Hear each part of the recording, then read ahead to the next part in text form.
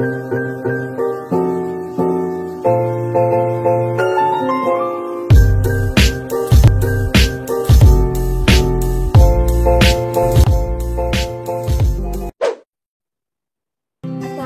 warahmatullahi wabarakatuh. Saya Disi Asrani Susandi dengan nomor NPM 214102012 yang akan menjelaskan mengenai pengertian ilmu pengetahuan.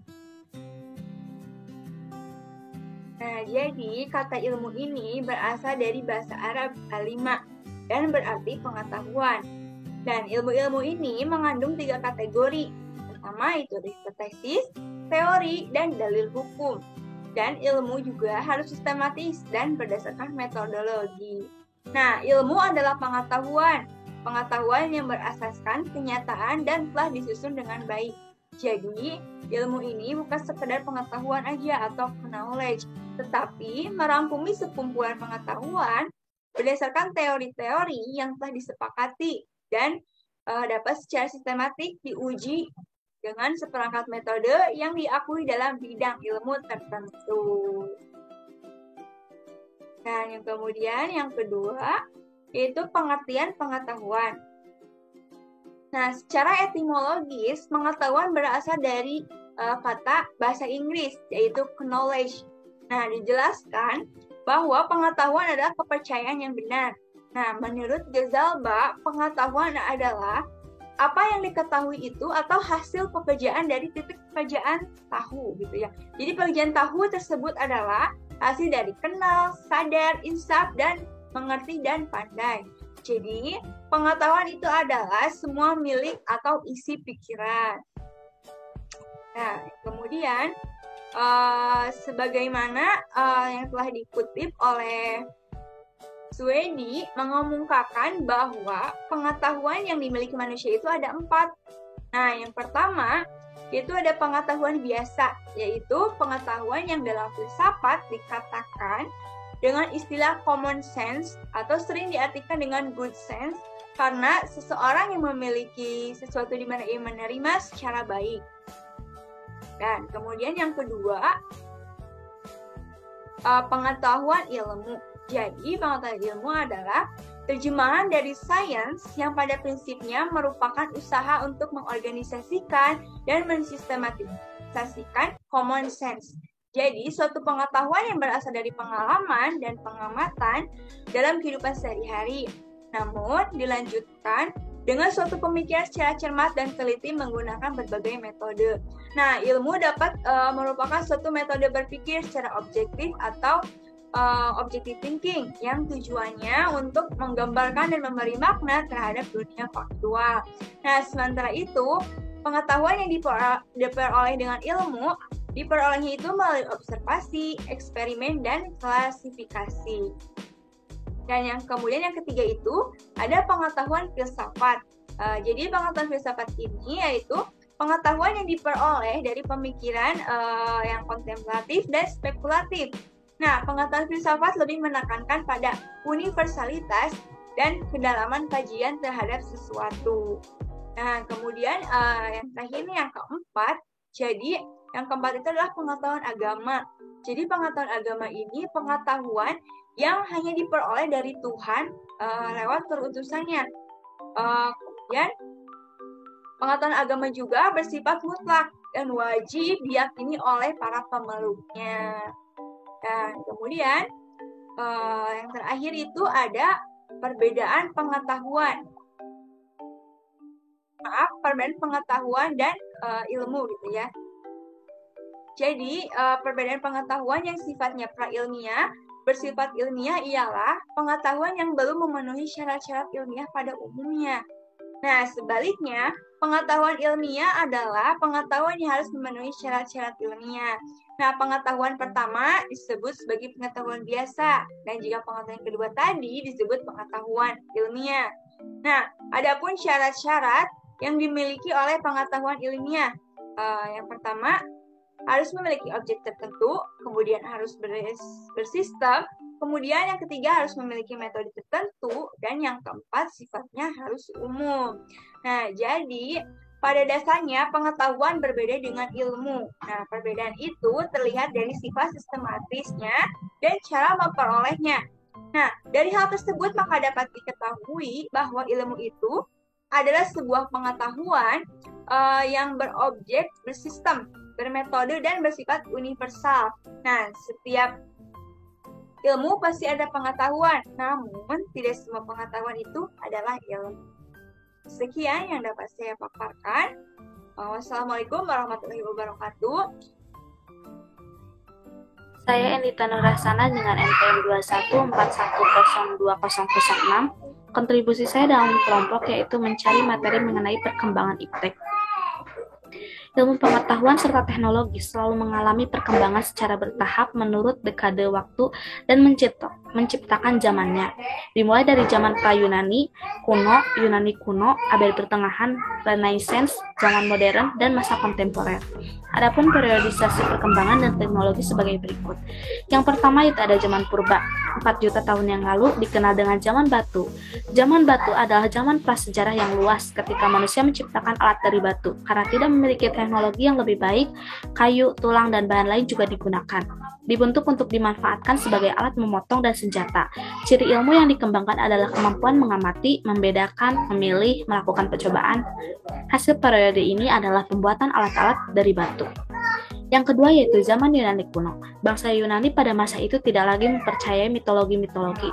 Bangsa Yunani juga tidak dapat menerima pengalaman yang didasarkan pada sikap reseptif attitude. Sikap menerima begitu saja, melainkan menumbuhkan sikap inquiring attitude, suatu sikap yang senang menyelidiki sesuatu secara kritis. Yang ketiga itu zaman abad pertengahan. Para ilmuwan pada masa ini hampir semua adalah para teolog, sehingga aktivitas ilmiah terkait dengan aktivitas keagamaan. Semboyan yang berlaku bagi ilmu pada masa ini adalah encyclopedia atau abdi agama. Yang keempat itu zaman Renaissance. Era ini ditandai sebagai era kebangkitan kembali pemikiran yang bebas dari dogma-dogma agama. Manusia pada masa ini ingin mencapai kemajuan atas hasil usaha sendiri tanpa campur tangan ilahi. Yang kelima itu zaman modern. Zaman modern ditandai dengan berbagai penemuan dalam bidang ilmiah seperti J.J. Thomson dengan temuannya yaitu elektron dan juga lain-lain.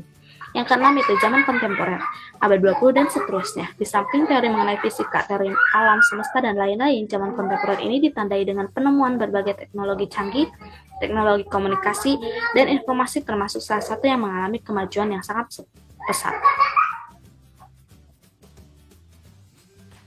Saya Nadila Restina dengan NPM 214102018. Kontribusi saya dalam kelompok yaitu mencari materi Pancasila sebagai dasar pengembangan ilmu pengetahuan dan teknologi. Iptek sebagai asas pembangunan dan sebagai salah satu bidang pembangunan yang sejajar dalam bidang pembangunan lainnya. Maka secara tidak sadar kita mengakui dan memahami bahwa betapa pentingnya iptek bagi kehidupan bangsa dan negara. Pengembangan iptek tidak dapat terlepas dari situasi yang melingkupinya. Hal ini berarti bahwa iptek selalu berkembang dalam suatu ruang budaya. Pada gilirannya, perkembangan iptek akan bersentuhan dengan nilai-nilai ideologi bangsa, yang di dalamnya termasuk nilai agama dan budaya. Sehingga iptek perlu mempertimbangkan nilai-nilai ideologi bangsa dalam pengembangannya agar tidak merugikan umat manusia. Pancasila dijadikan sebagai dasar pengembangan iptek agar selalu memberikan dampak positif bagi kehidupan bangsa Indonesia. Nah, mengapa Pancasila? Karena ilmu pengetahuan, teknologi, nilai budaya, dan agama ini memiliki keterkaitan yang erat sehingga saling memberikan rambu-rambu dalam pengembangannya. Selanjutnya, substansi nilai-nilai Pancasila dalam pengembangan iptek. Yang pertama, nilai ketuhanan sebagai dasar pengembangan ilmu. Sila pertama yaitu ketuhanan yang Maha Esa. Yang kedua, nilai kemanusiaan sebagai dasar pengembangan ilmu. Sila kedua yaitu kemanusiaan yang adil dan beradab. Yang ketiga, nilai persatuan sebagai dasar pengembangan ilmu. Ya, sila ketiga yaitu persatuan Indonesia. Nah, yang keempat yaitu nilai kerakyatan sebagai dasar pengembangan ilmu. Sila keempat ini kerakyatan yang dipimpin oleh hikmat kebijaksanaan dalam permusyawaratan perwakilan. Kelima yaitu nilai keadilan sebagai dasar pengembangan ilmu, yaitu sila kelima keadilan sosial bagi seluruh rakyat Indonesia. Nah, kelima dasar Pancasila ini yakni ketuhanan, kemanusiaan, persatuan, kerakyatan, dan keadilan ini merupakan fondasi yang paling kuat bagi bangsa Indonesia untuk mengembangkan iptek. Bahkan menemukan iptek dengan syarat mutlak iptek tersebut tidak bertentangan dengan nilai-nilai Pancasila.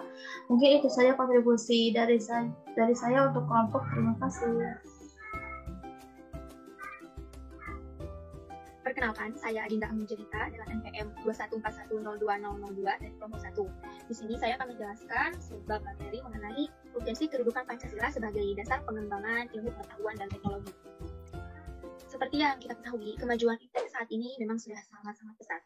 Ada pula dampak negatif dan positif dari kemajuan iptek ini. Contohnya dalam dampak negatif, yang pertama, pelanggaran hak keyakinan intelektual, di mana banyaknya informasi yang sangat mudah diakses tak jarang disalahgunakan oleh para pelajar dan mahasiswa dalam mengerjakan tugasnya. Kalau dalam bahasa awamnya itu disebut main copas atau main copy paste, di mana mereka asal menyalin artikel yang ada di internet tanpa mencantumkan sumbernya, nama penulisnya, tahun diterbitkan artikel tersebut, dan lain sebagainya. Seperti yang kita ketahui, kegiatan tersebut merupakan plagiarisme dan ini tidak dibenarkan ya teman-teman. Lalu contoh dampak negatif dari iptek yang kedua, kecanduan teknologi. Biasanya dialami oleh seseorang yang baru mengenal teknologi, seperti aplikasi. Mereka akan mengalami kecanduan yang ditandai dengan menggunakan aplikasi tersebut dengan waktu yang tidak wajar. Ada pula dampak positif dari perkembangan iptek ini. Yang pertama, memudahkan mengakses ilmu pengetahuan kapanpun dan dimanapun. Contohnya seperti e-perpustakaan, seperti aplikasi e-perpusnas atau e-perpustakaan nasional, di mana kita bisa mengakses e-book, berbagai macam buku yang ada di sana dan gratis. Lalu ada e-jurnal dan artikel ilmiah lainnya yang kita dapat akses di internet. Lalu yang kedua, pelayanan lebih baik. Khususnya di pelayanan publik ya, pelayanan publik menjadi lebih baik. Seperti aplikasi Peduli Lindungi, akhir-akhir ini banyak sekali diinstal dan digunakan oleh masyarakat Indonesia, terutama pada saat masa COVID-19 ini ya.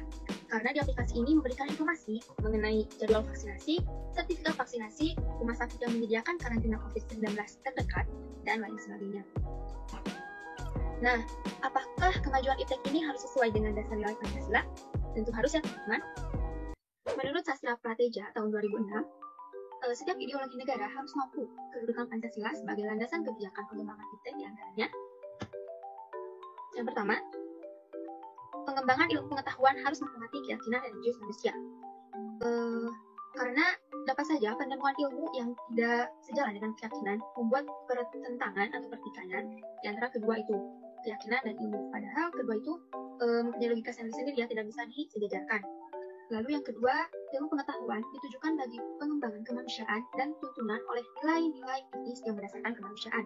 Lalu yang ketiga, iptek merupakan unsur yang menghomogenisasikan budaya sehingga dapat mempersatukan dan memungkinkan komunikasi antar masyarakat.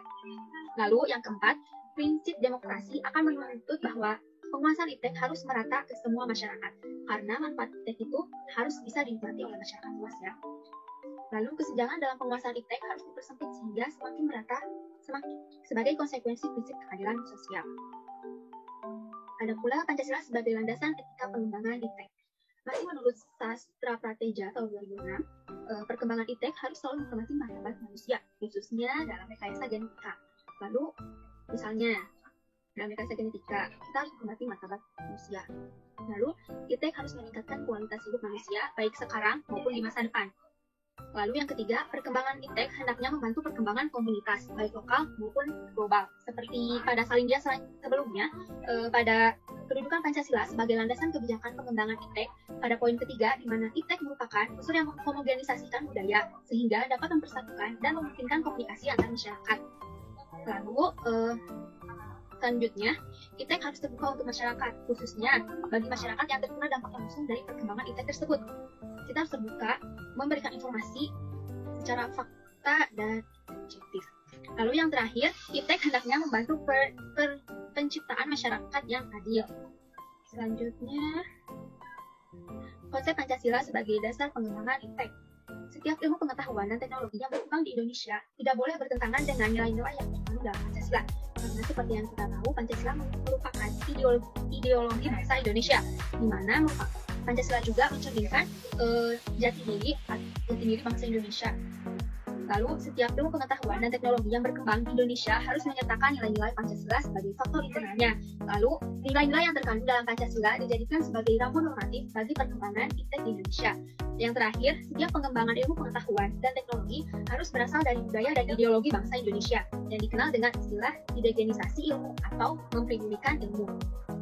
Berikut ini merupakan kaitan nilai-nilai Pancasila dalam perkembangan ilmu pengetahuan dan teknologi. Ada sila ketuhanan yang Maha Esa. Contohnya, seperti kita melakukan bahasa ketika ada bibit singkong. Ada singkong gemuk berpahit, ada juga singkong kurus manis. Nah, kita berusaha agar hasil singkongnya tuh gemuk dan manis. Tetapi itu kan luar kuasa kita. Apakah hasilnya akan sesuai dengan harapan kita atau tidak? Maka dari itu, kita harus melibatkan Tuhan dengan berdoa kepadanya agar apa yang kita usaha tercapai. Jadi pada sila ini kita hanya berusaha saja, untuk hasilnya itu kita kembalikan lagi kepada Tuhan yang Maha Esa. Lalu ada sila kemanusiaan yang adil dan beradab. Contohnya dalam ilmu gizi ada yang disebut dengan ilmu sosial atau gizi, di mana kita belajar mengenai karakteristik setiap individu, kelompok, suku, atau ras, untuk mempelajari seperti apa kebudayaannya, kebiasaan, adat, dan kepercayaan suatu suku tersebut yang dapat mempengaruhi kebiasaan makannya. Contohnya, di saat kita melakukan konseling gizi atau promosi gizi, nah kita tidak boleh terlalu banyak menggunakan bahasa ilmiah atau bahasa yang jarang digunakan dalam kehidupan sehari-hari. Karena kita tahu tingkat pendidikan setiap orang itu berbeda-beda, juga bahasa setiap daerah itu berbeda-beda pula. Maka dari itu, kita diharuskan menggunakan bahasa Indonesia yang baik dan benar, serta menggunakan bahasa yang bisa digunakan dalam kehidupan sehari-hari atau bahasa yang mudah dimengerti. Contohnya, ketika kita mengganti kata glukosa menjadi gula, dan memberikan penjelasan lainnya dengan bahasa yang mudah dimengerti. Lalu, pada sila persatuan Indonesia, contohnya, di mana saat kita melakukan konseling gizi lagi ya, kita harus menghargai kepercayaan wilayah setempat yang mempengaruhi kebiasaan makannya. Contohnya, di daerah tertentu dipercaya bahwa ibu hamil tidak boleh makan telur. Ditakutkan nanti anaknya lahir dengan tidak normal. Nah, kita harus hargai kepercayaan itu dan kita memberikan alternatif lain mengenai asupan protein. Karena kan di telur itu terkandung protein ya, penting banget buat ibu hamil. Penting sekali untuk ibu hamil, apalagi janinnya. Nah, yang harus kita lakukan adalah bukan mencemoohkan kepercayaan mereka atau langsung menjustifikasi itu salah, tidak. Tapi kita harus memberikan alternatif lain mengenai asupan protein bagi ibu hamil itu selain dari telur, contohnya dari ikan, tahu, tempe, dan lain sebagainya. Lalu pada sila kerakyatan yang dipimpin oleh hikmat kebijaksanaan dalam permusyawaratan perwakilan, artinya mendasari pengembangan iptek secara demokratis. Setiap orang haruslah memiliki kebebasan untuk mengembangkan iptek. Selain itu, dalam pengembangan iptek, setiap orang juga harus menghormati dan menghargai kebebasan orang lain dan harus memiliki sikap terbuka. Artinya, terbuka untuk dikritik, dikaji ulang maupun dibandingkan dengan penemuan teori-teori lainnya. Dan yang terakhir, sila keadilan sosial bagi seluruh rakyat Indonesia. Contohnya, dimana saat kita melakukan konseling gizi, misalnya tentang diet. Nah, salah satu hal yang harus kita perhatikan adalah tingkat ekonomi dari pasien. Misal, tingkat ekonomi seorang pasien ada yang menengah ke atas dan ada yang menengah. Nah, kita tidak bisa menyamakan menu yang kita rekomendasikan kepada pasien dengan tingkat ekonomi yang berbeda. Jadi, kita harus merekomendasikan menu diet sesuai dengan tingkat ekonominya, tetapi juga dengan kandungan gizi yang sama. Sekian yang bisa saya sampaikan. Berikut merupakan simpulan. Jadi, setiap perkembangan iptek di Indonesia harus sesuai dengan nilai-nilai yang terkandung dalam Pancasila. Dengan ini diharapkan perkembangan iptek bisa dirasakan manfaatnya secara merata oleh masyarakat Indonesia. Berikut merupakan sumber dari materi yang telah saya sampaikan. Sekian yang bisa saya sampaikan. Terima kasih. Saya Andin Rahadewi dengan NPM 214102009. Di kelompok ini saya dapat berdiskusi dengan baik bersama teman-teman yang lain demi kelancaran tugas mata kuliah Pancasila ini. Saya akan melanjutkan pemaparan mengenai urgensi kedudukan Pancasila sebagai dasar pengembangan iptek. Nomor 2, alasan diperlukannya Pancasila sebagai dasar nilai pengembangan ilmu adalah yang pertama, pluralitas nilai yang berkembang di kehidupan bangsa Indonesia seiring dengan kemajuan iptek menimbulkan perubahan cara pandang manusia tentang kehidupan. Nomor 2, dampak negatif kemajuan iptek membahayakan eksistensi hidup manusia di masa yang akan datang. Nomor 3, dominasi negara-negara barat dalam perkembangan iptek mengancam nilai-nilai hak kehidupan bangsa Indonesia. Yang keempat, kerusakan lingkungan yang ditimbulkan oleh adanya iptek dan penggunaan benda-benda teknologi yang menghentikan peran di nilai-nilai luhur. Yang terakhir, gaya hidup global menggantikan nilai-nilai kearifan lokal. Selanjutnya adalah dinamika dan tantangan Pancasila sebagai landasan pengembangan iptek. Nomor 1, kapitalisme menguasai perekonomian dunia termasuk Indonesia. Berakibat ruang penerapan nilai-nilai Pancasila sebagai dasar pengembangan ilmu terbatas. Nomor 2, globalisasi. Berakibat lemahnya daya saing Indonesia dalam perkembangan iptek sehingga Indonesia lebih berperan sebagai konsumen daripada produsen dibandingkan negara lain. Yang ketiga, konsumerisme, menyebabkan Indonesia menjadi pasar bagi produk negara lain yang lebih maju. Dan yang terakhir, pragmatisme, berorientasi pada workability atau keberhasilan, satisfaction atau kepuasan, dan result atau hasil yang mengiringi perilaku kehidupan mayoritas masyarakat di Indonesia. Sekian pemaparan dari saya, terima kasih.